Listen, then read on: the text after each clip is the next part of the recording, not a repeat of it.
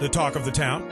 You can reach us on the phones at 624-0870. You can also text us at 623-0373. Assemblywoman Claudia Tenney on her way into the studios here at Canal Park. We'll speak with her about the Shelley Silver conviction coming up in just a few minutes on the show. Also, it's the season for the Nutcracker coming to the Stanley this weekend.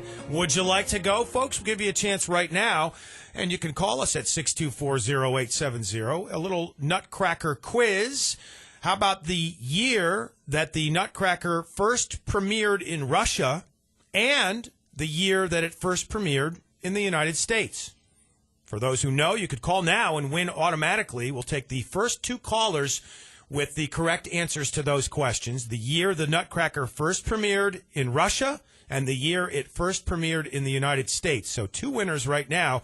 If you know it, you can win automatically, or I suppose you could look it up and win that way as well. Not the Dance of the Sugar Plum Fairies over there? Yeah, come on, Jay. Jeopardy instead? Yep. Okay. 624-0870, our phone line, 624-0870. Or you could text in, if you like, 623-0373. You could win either way. Again, we're looking for the first year that the Nutcracker premiered in Russia and the year that it premiered in the United States. There was quite a gap between when it appeared in Russia for the first time and when it appeared in the U.S. Have you guys seen the Nutcracker on stage? Yes. Jay? I do not believe so. If I did, I was very young, but this year I am going. Good. My mother, this is what she wanted. This is what she asked me for. And I said, I'm going to pull together and we're going to get you Nutcracker tickets because she said, Dad will go to this with me. So she's going to drag my dad with her as well. Not drag, but you know what I mean. I saw it years ago at the Landmark Theater in Syracuse. Perfect. Looking forward to the Stanley Theater performance. You, Sam? I've seen it several times. I actually saw it at the Landmark once. Mm-hmm. I've seen it when I was living downstate a few times. I've seen it on several different stages, different renditions of it. I danced in it when I was a little girl. Oh, really? But not like an actual performance of it. It was like, like our ballet studio did something, so Right. we had one song that we danced to. But yeah. I don't know. I like the Nutcracker. Every movie that's out, I've seen different versions of it. I don't know, the Rat King still scares me. Hey, Claudia Tenney is settling in, our Assemblywoman. Look at that, as promised this morning. Good morning. Good morning. How Sorry are you? for the delay. That's okay. No That's security with you. You can see I'm in my workout outfit. Were you working out then? I was going to. I was about to go running, and then I went, oh, geez, I got to be on the show. No, just kidding. Anyway. We were talking earlier before we get into the Shelley Silver case about road rage, and well, some guy in Cortland, Claudia, ran into 14 cars, took his truck and rammed into 14 cars on purpose at the Cortland courthouse down there. So he got into a little family bit of court. Yeah, I think it was. I used to do a lot of family court law. I know how people get. I remember running out of the back of the family court or the courthouse in Utica years ago, and and Sam's going to take a picture of me dressed for running. Great. Running to the back and running into Courtview, which was the breakfast place over there, because there's people that get a little geared up in family court. Yeah. I don't blame them. There's a lot of issues with family court, our system, but check your vehicle. Good judges, but the problem is the rest of it. Make someone else start your car before you leave the parking lot. That was actually you say that new. That's a good segue into the Shelley Silver incident. Yeah. Because when I first called for his resignation, I mean, every lobbyist, everybody's like, oh my God, they're gonna you better have a car starter. They're gonna you're gonna get run off the road. You better go down and see if your brake lines have been cut. I mean, everybody was going crazy. In fact, one day I went down to my car, and I won't say there was a member of the assembly. This was a couple summers ago, I think, right? We were talking about it. It wasn't summer, but it was actually during session. And his car was parked next to mine. He's in jail now. I won't say who it is. And he was. I never realized. He was pleasant, but I didn't know what he was up to. Anyway, he said, I was in the chamber one day. It was right after the whole Silver thing in 2012 when I called for his resignation. That was when he used taxpayer money to pay off sexual harassment victims of Vito Lopez, and it was all covered up, and then it was revealed. And I said, wow, that's a bright line violation of our assembly ethics rules. So anyway, I was heading to go around the chamber, and his chair was like near mine, and he just said, oh, hey, the lights are on in your car.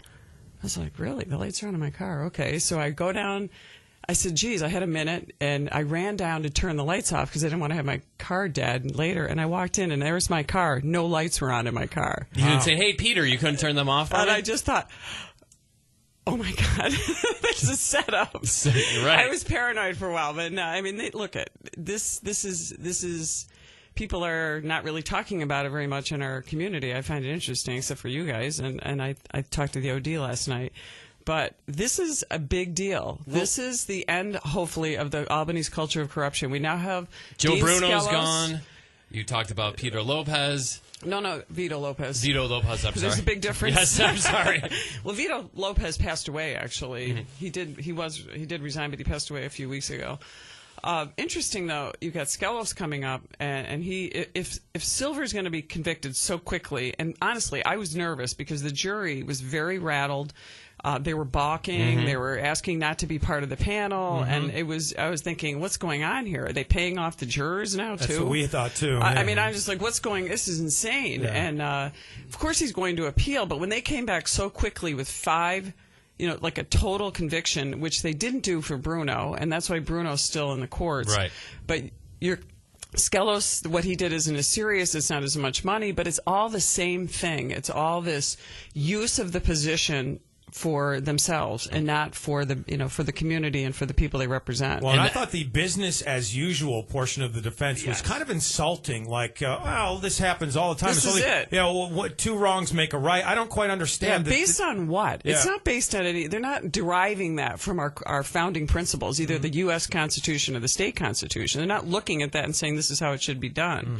Now, is it going to be perfect? I mean, I think it was one of our famous founders said, enlightened statesmen are not always going to be at the helm, which is why until we do something about this, and we do have more enlightened statesmen, of course you're always going to have people in there who aren't.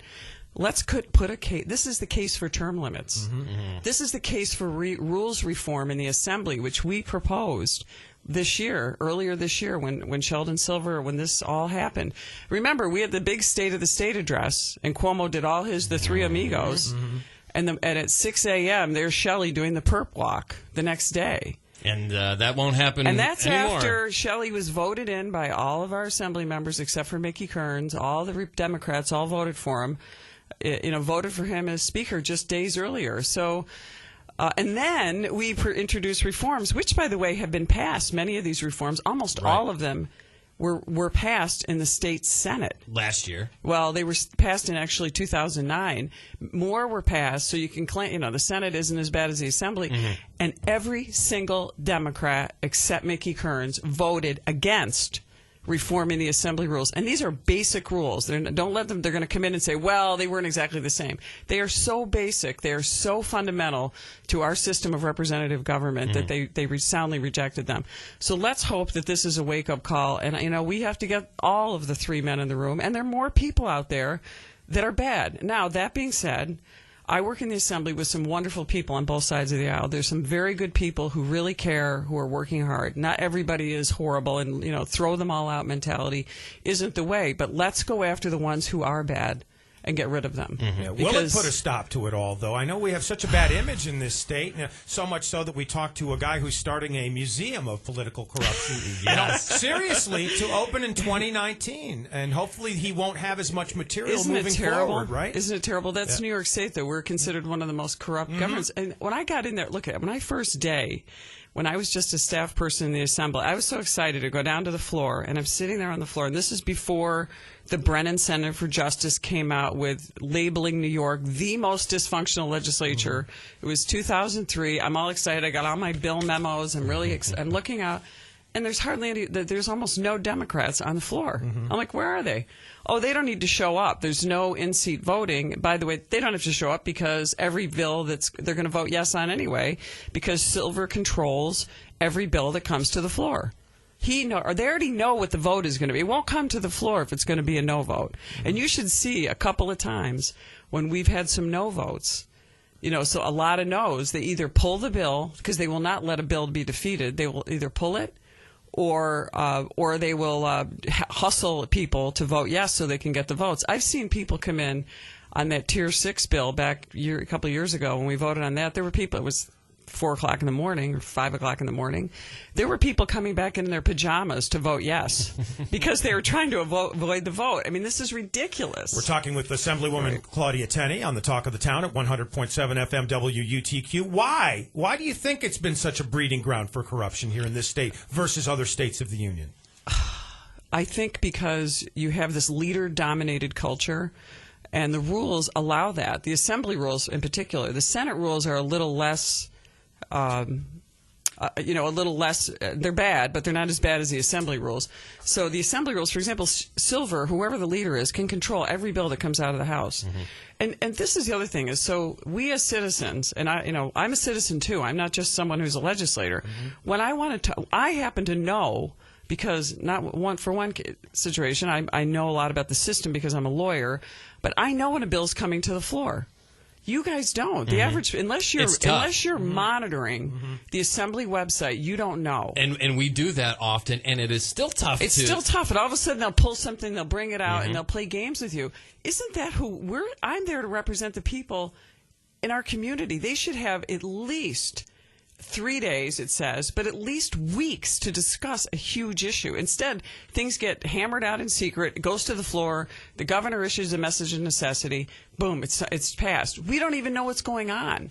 The whole point of this is to go through the communities and say, how should we vote on this major piece of legislation that's coming through? It could be the SAFE Act. It could be the issues with heroin, for example. You mentioned many times where you walked in the chambers and the stuff's sitting right in front of you, and you have to vote on it. Right, then. And there's a message of necessity on the board, and we're trying to scramble through bills. I mean, look I'm showing this on the radio, but when you see the budget coming through, the budget, I stay up sometimes all night long trying to read through these budget bills to find little things in there that maybe we can't find. It's wrong, and this is just some of the things that we do wrong in the Assembly. This is hopeful that we'll change this. Can you hang through the news break here for a minute? We'll talk to you also with Chris Salatino, the Utica School Board President, about the lawsuit levied by the Attorney General's office against the Utica City School District. Claudia Tenney continuing on the Talk of the Town with us. The news block is next, and in the sports, another case of misbehaving again for an NBA star. We'll give you the details coming up.